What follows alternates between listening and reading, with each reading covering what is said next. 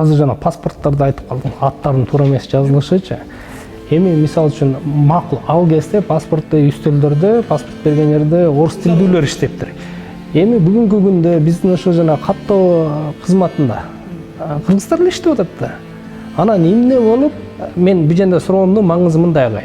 Эмне үчүн мамлекет өзүнө ошол жоопкерчиликти албайт? Мамлекет башкаларды сындайт, бирок өзү берип аткан паспортты туура жазып чыгара албайт. Аттар не бал эми мындай да.